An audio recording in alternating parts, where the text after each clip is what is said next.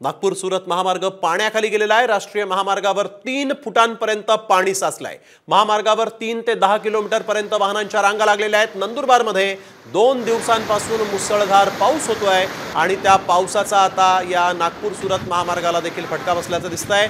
जवळजवळ 3 फुटांपर्यंत पाणी राष्ट्रीय महामार्गावर आलेलं आहे। त्यामुळे नागपूर सुरत महामार्गावर 3 ते 10 किलोमीटर पर्यंत वाहनांच्या रांगा लागलेल्या आहेत। वाहतूक पूर्णपणे ठप्प झाली आहे। नंदुरबारमध्ये गेल्या 2 दिवसांपासून मुसळधार असा पाऊस होतोय आणि या पावसाचा फटका आता मात्र वाहतूक व्यवस्थेला पडलेला आहे।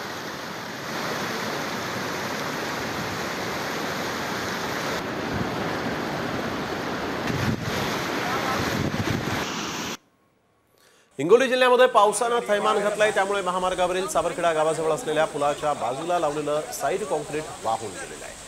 प्रशासनाचा हा गलथान कारभार समोर आलाय आणि त्यामुळे नागरिकांनी देखील आता संताप व्यक्त केला आहे।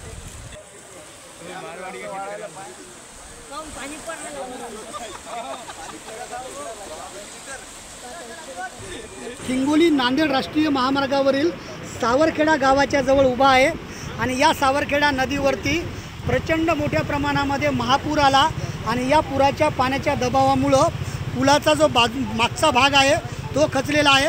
आपण जर या व्हिडिओच्या माध्यमातून पाहिलं तर पुराच्या पाण्यामुळे या पुलाला किती नुकसान झालेलं आहे। संपूर्ण या पुलाचं जे कॉन्क्रिटीकरण आहे ते या पुराच्या पाण्यामुळे ढासळलेलं आहे। खरं तर पुराच्या पाण्यामुळे मोठ्या प्रमाणामध्ये ग्रामीण भागातील रस्ते त्यासोबत रहिवासी वस्त्यांमध्ये पाणी शिरलेलं होतं। नागरिकांच्या दुकानांमध्ये देखील मोठ्या प्रमाणामध्ये नुकसान झालं होतं।